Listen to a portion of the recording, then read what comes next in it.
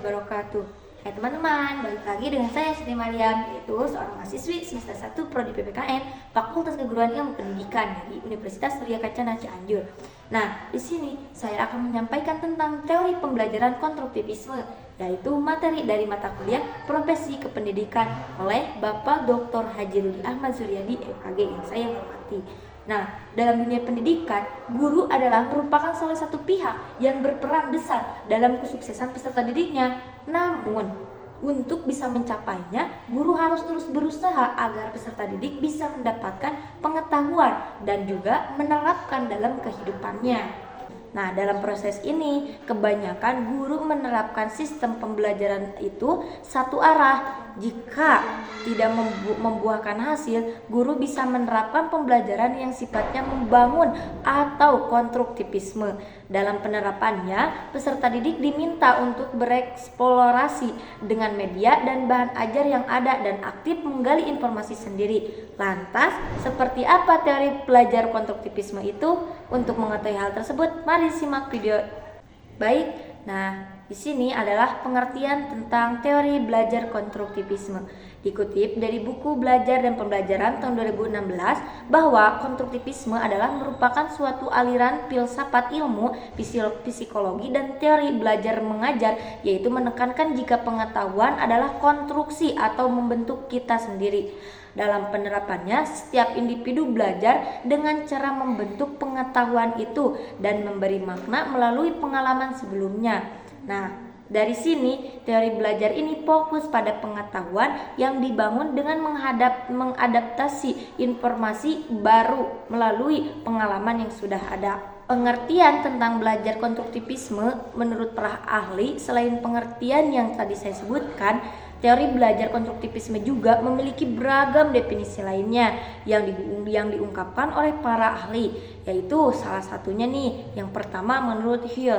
Nah, menurut Hill ini berpendapat bahwa teori belajar konstruktivisme adalah tindakan menciptakan suatu makna dari apa yang sudah dipelajari seseorang. Nah, yang kedua nih ada menurut Semensky. Nah, menurut Semensky ini mengungkapkan bahwa teori belajar konstruktivisme adalah merupakan aktivitas yang aktif ketika peserta didik melatih sendiri pengetahuannya, mencari tahu apa yang sudah dipelajari, dan merupakan proses menyelesaikan konsep dan ide-ide baru dengan kerangka berpikirnya sendiri. Nah, ada juga nih yang ketiga menurut Carly dan Margareta.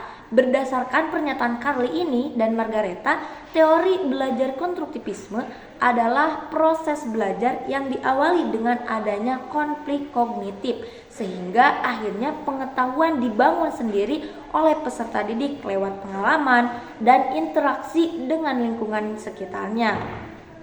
Nah, yang keempat nih, menurut teori Tobin dan Thomas. Menurut Tobin dan Thomas, teori belajar konstruktivisme adalah pembelajaran berlandaskan pandangan konstruktivisme yang harus memperhatikan 4 hal. Apa saja yang 4 hal itu? Yakni pengetahuan awal seseorang, belajar lewat pengalaman, interaksi sosial, dan tingkat pemahamannya. Nah, baik, ada yang pendapat yang kelima nih, yaitu yang kelima menurut Samsul Hadi. Samsul Hadi berpendapat bahwa teori belajar konstruktivisme adalah sebuah upaya membangun tata susunan hidup berbudaya modern. Nah, berikut adalah ciri-ciri belajar yang menerapkan teori konstruktivisme. Apa saja ya?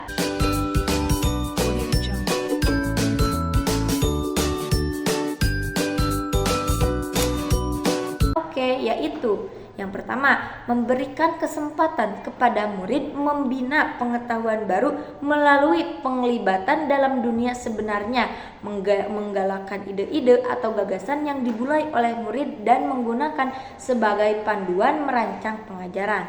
Yang kedua, menyokong pembelajaran secara kooperatif, menampilkan sikap dan pembawaan murid dan menampilkan bagaimana murid belajar sesuatu ide. Yang ketiga nih, menggalangkan dan menerima daya usaha muridnya. Yang keempat, menggalang murid bertanya dan berdialog dengan murid dan guru, menganggap pembelajaran sebagai suatu proses yang sama penting dengan hasil pembelajaran. Nah, yang selanjutnya yaitu menggalakkan proses inquiry murid melalui kajian dan eksperimen. Nah, tujuannya buat apa? Tujuan teori pembelajaran konstruktivisme itu adalah merupakan pengembangan dari teori kognitif yang memiliki tujuan. Nah, tujuannya itu buat apa? Tujuannya itu adalah untuk membantu peserta didik dalam memahami isi materi pembelajaran, mengasah kemampuan peserta didik untuk selalu bertanya dan mencari solusi atas pertanyaan-pertanyaannya. Nah, yang kedua adalah mendorong peserta didik untuk menjadi pemikir yang aktif. Nah, lantas, langkah apa yang harus kita ambil untuk menerapkan teori belajar konstruktivisme ini?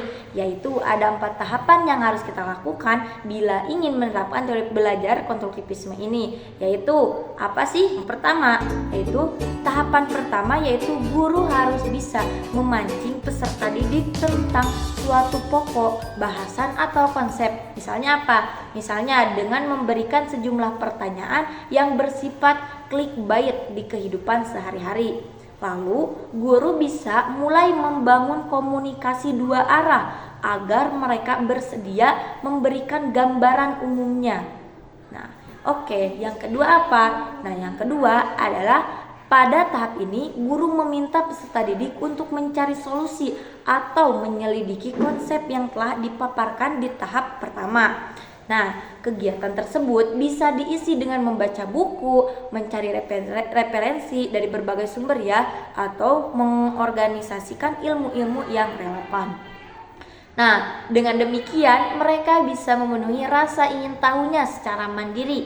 Dalam hal ini, peran guru hanya sebagai fasilitator. Nah, baik, yang ketiga yaitu pada tahap ini peserta didik diminta untuk memberikan pemaparan tentang konsep yang dirumuskan berdasarkan pengetahuan yang telah diperolehnya. Nah, guru juga bisa memberikan penguatan berdasarkan keilmuan yang Bapak atau Ibu miliki. Baik, tahapan yang terakhir yaitu untuk bisa mengoptimalkan ketiga tahapan sebelumnya, yaitu guru harus bisa mengondisikan suasana belajar di kelas menjadi lebih hangat, lebih santun, dan penuh wibawa. Dengan demikian, guru bisa mendorong peserta didiknya untuk bisa menerapkan pemahaman konseptual yang telah diperolehnya di kehidupan sehari-hari.